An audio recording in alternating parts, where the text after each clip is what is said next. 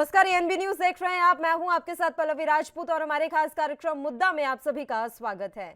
UP के कानपुर में विरोध प्रदर्शन के नाम पर हुए बवाल के मामले में बड़ा खुलासा हुआ है। पीएफआई से संबंधित 4 संस्थाओं के तमाम दस्तावेज बवाल के साजिशकर्ता हयात जफर हाशमी के पास से बरामद किए गए हैं। ये वो संस्थाएं हैं जिनको पीएफआई फंडिंग करता रहा है। कई जांच एजेंसियों की तफ्तीश में साबित हो चुका है। ऐसे में आशंका बढ़ गई है कि शायद साजिशकर्ता पीएफआई और उनसे जुड़ी संस्थाओं के सीधे संपर्क में था। आगे की जांच में इसकी परतें खुलेंगी। पुलिस सूत्रों के मुताबिक हयात जफर हाशमी के पास संदिग्ध दस्तावेज मिले हैं। सभी दस्तावेज फंडिंग से संबंधित हैं। संगठन के खिलाफ की गई थी। मणिपुर, त्रिपुरा, हैदराबाद, बंगाल में ये संस्थाएं सक्रिय हैं। कई जांच एजेंसियों की तफ्तीश में सामने आ चुका है कि पीएफआई इन चारों संस्थाओं को फंडिंग करती है। पुलिस सूत्रों के मुताबिक हयात जफर हाशमी समेत अन्य मुख्य साजिशकर्ता के मोबाइल से महत्वपूर्ण डाटा मिला है। एमएमए जौहर फैंस एसोसिएशन के व्हाट्सएप ग्रुप पर बवाल के साक्ष्य हैं। ग्रुप में बड़ी संख्या में लोग जुड़े हुए हैं। सूत्रों ने बताया कि एक तरफ जफर हाशमी 3 जून की बाजार बंदी को रद्द करने का दावा कर रहा था, लेकिन दूसरी तरफ एसोसिएशन के व्हाट्सएप ग्रुप में पूरी साजिश की जा रही थी कि किस तरह से बंदी करनी है, यानी बंदी रद्द करने का ऐलान मात्र कथित तौर पर किया गया था।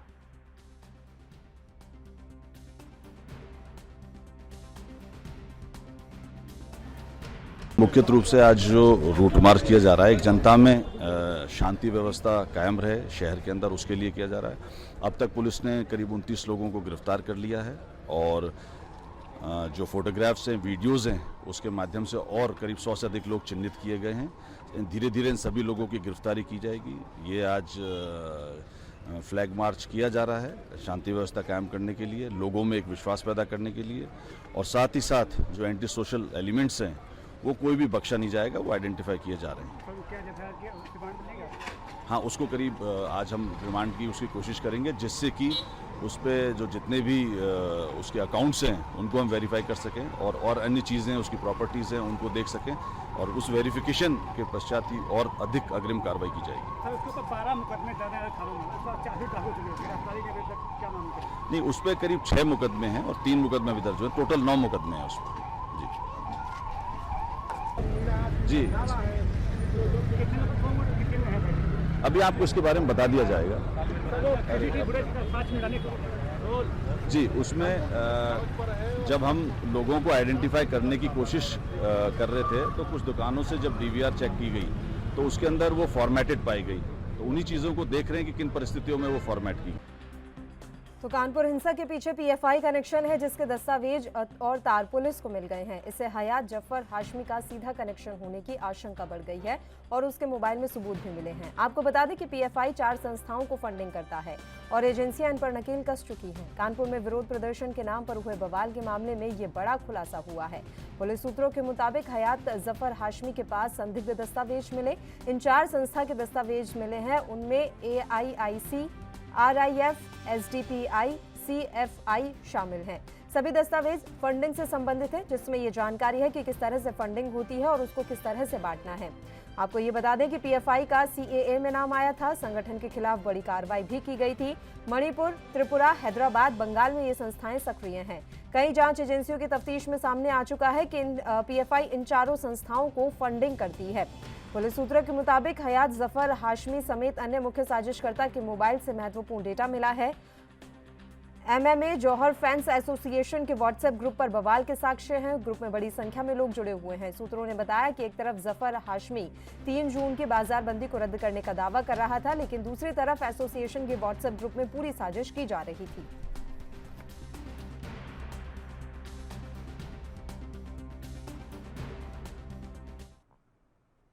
और चलिए अब इस मसले पर हम चर्चा की शुरुआत कर लेते हैं। 2 मेहमान इस समय हमारे साथ जुड़े हुए हैं। मेहमानों से आपका परिचय करवा देते हैं। देशबंधु दीक्षित जी हमारे साथ जुड़ गए हैं, भारतीय जनता पार्टी के नेता हैं, और दीपचंद राठौर जी नेता हैं कांग्रेस पार्टी के। दोनों ही मेहमानों का स्वागत है एएनबी न्यूज पर। देशबंधु जी, शुरुआत आप ही के साथ करना चाहेंगे। सर, राज्य दर राज्य हिंसा की इस तरह की तस्वीरें सामने आ रही हैं और कहीं ना कहीं पीएफआई का कनेक्शन जरूर जोड़कर दिखा दिया जाता है। जब ये संगठन इतना एक्टिव है तो इस पर लगाम लगाने के लिए, शिकंजा कसने के लिए किस तरह की कार्रवाई केंद्र सरकार कर रही है? क्या ये देश के भीतर रहकर देश की सुरक्षा के लिए खतरा नहीं है? हेलो दीक्षित साहब, आवाज मिल रही है आपको? हाँ, मेरी अब आपकी आवाज मिल रही है। बताएं दीक्षित साहब। एक बात प्रश्न आप सर, मेरा प्रश्न ये है कि राज्य दर राज्य इस तरह के हिंसा के मामले सामने आ रहे हैं और उनके पीछे कहीं ना कहीं पीएफआई का कनेक्शन सामने आता ही है। जब पीएफआई इतनी ज्यादा मुसीबतें खड़ी कर रही है, देश के भीतर रहकर देश की सुरक्षा में सेंधमारी का काम किया जा रहा है, तो हम किस तरह से एक्टिव हैं? क्या कार्रवाई की जा रही है संगठन पर? और 4 संस्थाओं को पीएफआई चला रही है सर। नहीं, मैं आज इस पर केवल इतना ही कहना चाहूंगा, कोई भी संस्था हो वो देश के कानून और संविधान से बड़ी नहीं है और भारत के लोकतंत्र या भारत की आंतरिक और बाह्य सीमाएं सुरक्षित हैं और कोई भी आसुरी शक्ति जो देश को तोड़ने का काम करेगी, हमारी डबल इंजन की सरकार, चाहे भारतवर्ष में श्रद्धेय प्रधानमंत्री हो, चाहे उत्तर प्रदेश में योगी आदित्यनाथ हो, कड़ाई से निपटा जाएगा और दोषियों को सख्त से सख्त सजा दी जाएगी। ये रटा रटाया जवाब है। मैं आपसे कुछ और जानकारी चाह रही हूँ। मैं ये पूछना चाह रही हूँ कि इस तरह के संगठन हमारे देश में इतने ज्यादा सक्रिय कैसे हैं? करौली के मामले में तो पीएफआई का कनेक्शन सामने आ रहा था, जोधपुर के मामले में तो पीएफआई का कनेक्शन सामने आ रहा था, या आप कहीं की भी हिंसा का मामला ले लीजिए, सीएए के समय में फिर पीएफआई का कनेक्शन सामने आ रहा था। इतनी सक्रिय कैसे है ये संस्था? आप कार्रवाई करते हैं, लेकिन क्या आप जो कार्रवाई कर रहे हैं उससे ज्यादा एक्टिव ये संस्थाएं हैं? नहीं, देखिए, ये जांच का विषय है। अभी जांच में बहुत सारी कौन एजेंसी है, कौन कौन सी संस्थाएं इसमें शामिल हैं, इस पर टिप्पणी करना अभी सर्वथा अनुचित होगा। सत्यता सामने आ जाए। लेकिन जो आपने कहा कि रटा रटाया जवाब नहीं है, आपने पिछले 5 साल में देखा जो हमारे कर्मचारी योगी आदित्यनाथ जी ने जैसे सरकार चलाई, कोई एक भी दंगा नहीं हुआ और उत्तर प्रदेश की कानून व्यवस्था का ही राज है कि हमारी पुनः सरकार बनी। और मैं आपको आश्वस्त दिलाना चाहता हूं कि कोई भी संस्था हो और जो कोई भी दोषी पाया गया इसमें, उसको बख्शा नहीं जाएगा और उसके खिलाफ सख्त से सख्त कानूनी कार्रवाई की जाएगी। दीपचंद राठौर जी, एक बार फिर से पीएफआई कनेक्शन सामने आया है एक और हिंसा के मामले में।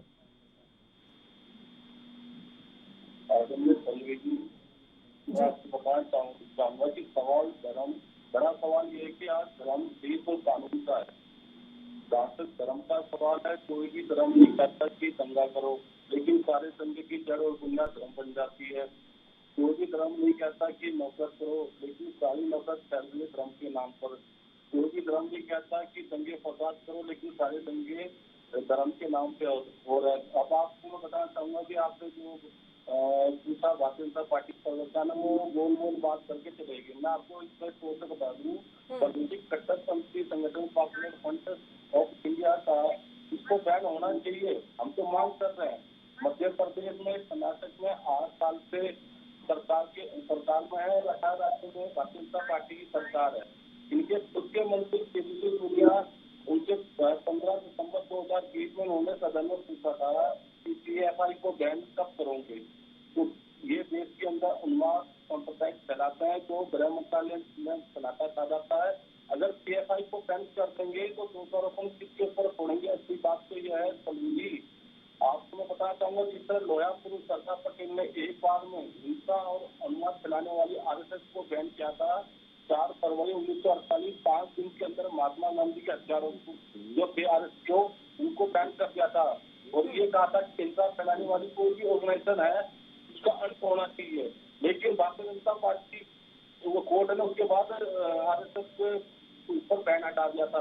अब भी सवाल यह है कि किस तरह आज मोदी जी और योगी की सरकार है, इन्होंने बड़े बड़े वादे करे थे। किस तरह आपने देखा करौली में, राजस्थान में और भीलवाड़ा में जब हिंसा होती थी तो ये बोलते थे कि आप कानून व्यवस्था कहाँ है। अरे आज मैं आपसे पूछना चाहूंगा कि जब कानपुर के अंदर देश के माननीय प्रधानमंत्री वहाँ होते हैं, देश के राष्ट्रपति वहाँ होते हैं, देश के पूर्व मुख्यमंत्री आनंदीबेन वहाँ होते हैं, देश के पूर्व सीएम योगी बाबा जिसको कहते हैं वो वहाँ होते हैं, और इस तरह की जब घटना होती है तो इसका मतलब है कि यूपी के अंदर खुफिया एजेंसी क्या कर रही थी? खुफिया एजेंसी कुछ नहीं कर रही थी, यानी कि कानून व्यवस्था फैल है, इसका जवाब नहीं है। अब ये कह रहे हैं कि हम बुलडोजर चलाएंगे, जो अच्छी बात तो बुलडोजर चलाइए, हम तो इसके पक्ष में। तो दंगा फसाद करता है कांग्रेस पार्टी, नहीं तो दंगाइयों के पक्ष में होती है।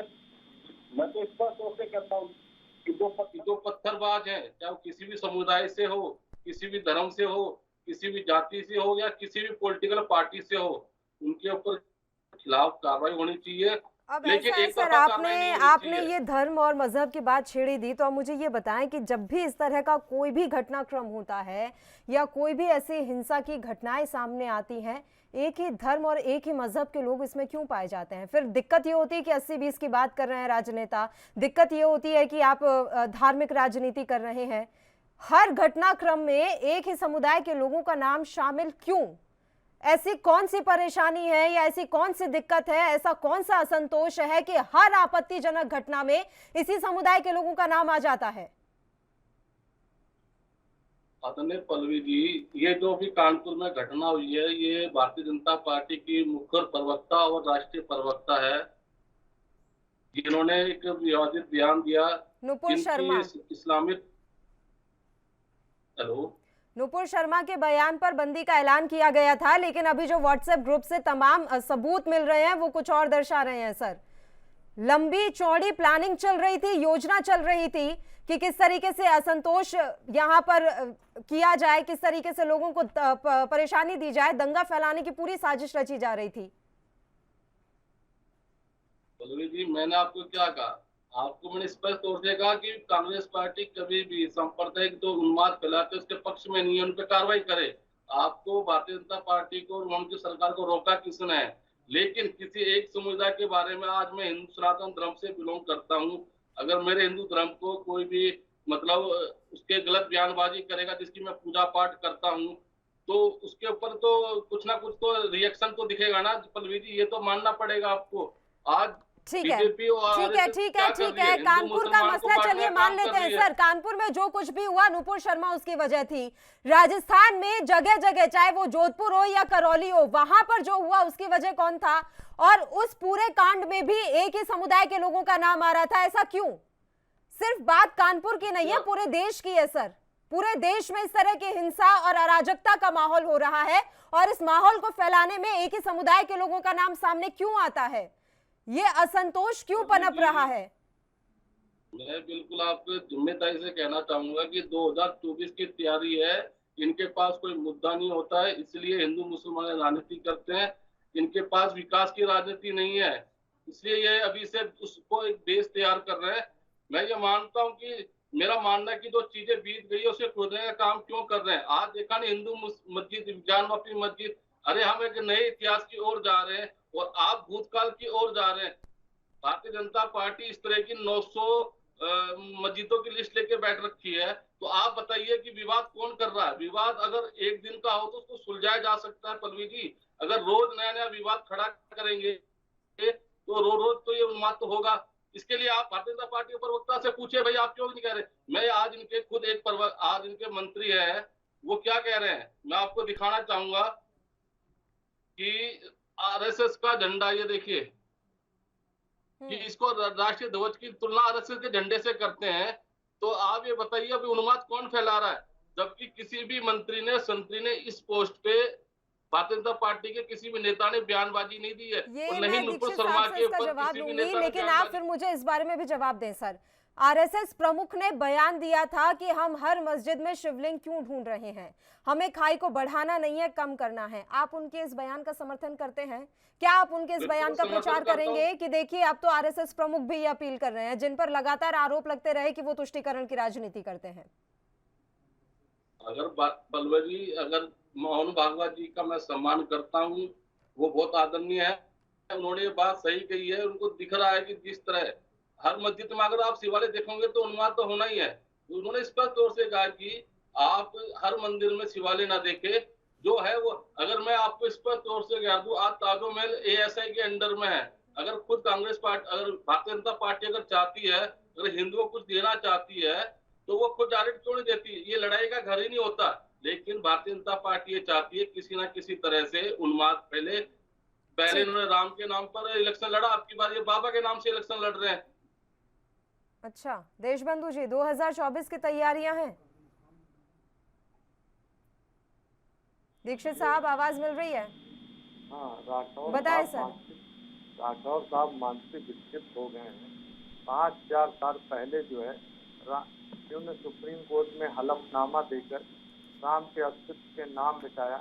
55 वर्षों तक इन्होंने इस देश पर राज किया और देश को जो है गर्त में गिरा दिया। ये अभी बात कर रहे थे, मैं इनकी बात बहुत धैर्यपूर्वक सुन रहा था। मैं चाहूँगा ये चाहे धारा 370 इतने दिनों तक, इतने वर्षों तक कश्मीर पंडितों पर अत्याचार होता रहा, लेकिन कांग्रेस की सरकार ने कभी उनकी सुनी। 3 तलाक का मुद्दा हो, महिलाओं पर इतना अत्याचार हुआ, कांग्रेस की सरकार ने कभी। अयोध्या में राम मंदिर का विवाद हुआ, 500 साल तक कोर्ट में केस चलता रहा। 55 वर्ष तक इन्होंने आजादी के बाद तक इनकी सरकारों ने राज किया। आप बताइए, इन्होंने राम के नाम के साथ खिलवाड़ किया। भगवान राम को ये नहीं मानते, भगवान कृष्ण को किसने नहीं की है केवल सर तुष्टीकरण की राजनीति? इसका भी जवाब दे दीजिएगा। किसने नहीं की है तुष्टीकरण की राजनीति दीक्षित साहब, इसका जवाब भी दीजिएगा। थोड़ी देर के लिए रोक रही हूँ आपको, एक छोटे से ब्रेक के लिए हम यहाँ पर रुक रहे हैं, जल्द हाजिर होंगे।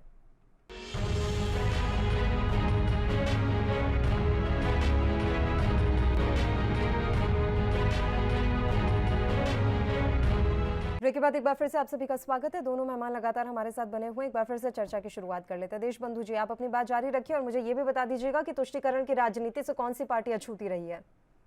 वहाँ पे ऐसी आसुरी शक्तियां आ रही, लेकिन आप जानते जहाँ जहाँ भारतीय जनता पार्टी की सरकारें हैं, आपकी गंदी राजनीति चल नहीं पाएगी। अब 140 करोड़ की जनता जान चुकी है, कांग्रेस अपने अंतिम पायदान पर खड़े है और इतिहास के पन्नों में दफ्न हो जाएगी। ये क्या जवाब था? ये फिर वही रटा रटाया जवाब, कांग्रेस अंतिम पायदान। अन्य आप लोगों का एजेंडा क्या है सर, कि आपको बस कांग्रेस मुक्त भारत करना है, इससे ज्यादा कुछ नहीं? एक सेकंड राठौर जी, आ रही हूँ मैं आपके पास। दीक्षित जी, ये आप लोगों ने एजेंडा चलाया हुआ है क्या कि हमें बस कांग्रेस मुक्त भारत करना है, इससे आगे हमें सोचना ही नहीं है? अगर मैं कोई भी सवाल करूंगी तो अंत में आपको यही बोलना है कि कांग्रेस मुक्त भारत होने जा रहा है, कांग्रेस अपने अंतिम पायदान पर खड़ी हुई है। मैं पूछ रही हूँ कि तुष्टीकरण की राजनीति किस पार्टी ने नहीं की? आप कह रहे हैं कांग्रेस अंतिम पायदान पर खड़ी हुई है। देश में असंतोष पनप रहा है, आप कह रहे हैं कि कांग्रेस मुक्त भारत होने जा रहा है। जवाब करते हैं, 55 आजादी के बाद ही भारतीय राष्ट्रीय कांग्रेस के समापन की घोषणा करी थी। इतिहास को कभी उठा के पलटे, और ये कांग्रेस की दुर्गति का नतीजा है। और आपको देश क्यों सौंपा गया? आपको 2-2 बार देश क्यों सौंपा गया? आप मुझे बताएंगे क्यों सौंपा गया? यूपीए ने जो गलती की वो एनडीए ना दोहराए, इसलिए तो सौंपा गया ना सर। तो आप में और उनमें अंतर क्या रहा? अगर वही धार्मिक उन्माद हमें फिर से देखने को मिल रहा है तो आप में और उनमें अंतर क्या रहा? हिंदू मुस्लिम भाई भाई, कहाँ गई है, कहाँ गई है प्रस्तावना? जहाँ जहाँ कांग्रेस की सरकारें हैं और ये जो धार्मिक उन्माद हैं, इनसे कड़ाई से निपटा जाएगा, आपको बता दूं। और दोषियों के खिलाफ ऐसी सख्त कार्रवाई की जाएगी कि पीढ़ियां याद करेंगी। और राठौर जी को आपको बता दूं, ये जो आप मुस्लिम वोट बैंकरण और मुस्लिम तुष्टीकरण की जो राजनीति गंदी कर रहे हैं ना, और वोट के नाम पे देश को बांटने का जो गंदा घिनौना खेल खेल रहे हैं ना, उससे अब जनता पार पा चुकी है। और आपकी ये दाल गलने वाली नहीं है। और आप तो बार बार कहते हैं ना, जहाँ जहाँ कांग्रेस की सरकारें नहीं, वहाँ पे ये जो उत्पात आप मचा चुके हैं ना, इसके खिलाफ सख्त से सख्त आवाज के पास बचा नहीं है। और कांग्रेस इतनी घृणित राजनीति करती है, जिससे मुझे शर्म आती है, मेरे पास शब्द नहीं होते हैं। 55 वर्षों तक इन्होंने देश पर राज किया और हमारे साथ आजाद पाने वाले देश कहाँ से कहाँ पहुंच गए। और ये केवल देश बांटो। और आपको बता दूं, इनकी तो नीति ही रही फूट डालो और शासन करो की नीति रही। या कभी देश के उत्थान से इनको मालूम? अरे आप बता दीजिए, आज जो हमारे राष्ट्रीय पूर्व राष्ट्रीय अध्यक्ष कांग्रेस के थे, वो इटली घूमते हैं। उनको न भारतीय जनता के दुख दर्द से प्रेम है, न भारत से लगाव है। और आप बता दूं, ये रहते भारत में है, लेकिन इनको भारत जनता से, भारत से, सुख समृद्धि से कोई प्यार। राहुल बाबा उठते हैं और श्रीमान राहुल बाबा आए दिन कभी याद आ जाता है तो एक आध ट्वीट कर देते हैं, और उस पर जो है पूरे कांग्रेस पिछलक को राहुल करते हैं। देश का दुर्भाग्य है, आज देश का इतना बड़ा परिवार जमानत टूटा हुआ है तो भारतीय लोग करते हैं। लेकिन आप बता दो, ये जो गंदी राजनीति कर रहे हैं ना, मुस्लिम तुष्टीकरण की राजनीति कर रहे हैं। अरे 2024 नहीं, 2024 के बाद जोड़ लीजिए 2029 में भी, और उसके बाद क्या अब अगले 20 अब आप इतिहास पन्नों में सब हो जाएंगे। जैसे बड़े बड़े इतिहास खत्म हो गए, वैसे आप खत्म हो जाएंगे। और आप बता दें, बड़ी विडंबना है, इतना छोटा सा आपको राजनेता लग रहा है, आपको लग रहा है कि राहुल गांधी बड़े छोटे से नेता हैं, लेकिन उनके एक ट्वीट के बाद प्रेस वार्ता करनी पड़ जाती है संबित पात्रा को सफाइयां पेश करने के लिए, और आप यहाँ एजेंडा चला रहे हैं कि नहीं हमें तो कांग्रेस मुक्त भारत करना है। जब उनका कोई अस्तित्व नहीं बचा है तो इस एजेंडे से हट जाइए सर, दूसरे एजेंडे पर काम करते हैं, कुछ और सोचते हैं, देश की तरक्की के बारे में बात करते हैं, और ये धार्मिक और ये जो भी इस समय चल रहा है देश में सांप्रदायिकता का माहौल, इसे खत्म करते हैं। कर लेना फिर बाद में कांग्रेस मुक्त भारत। आपको लोकतंत्र में विपक्ष शायद चाहिए नहीं। दीपचंद जी, कांग्रेस पार्टी ही जो है मूलभूत जड़ रही, देश को बांटने का काम जो किया इन्हीं लोगों ने किया और आज ये कर रहे हैं।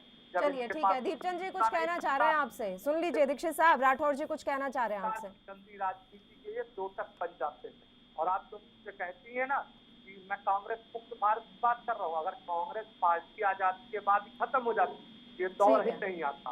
और आपको बता दें कि अंतिम शासक है, जैसे बहुत शासक है, अंतिम शासक है। हाँ बताएं दीपचंद जी।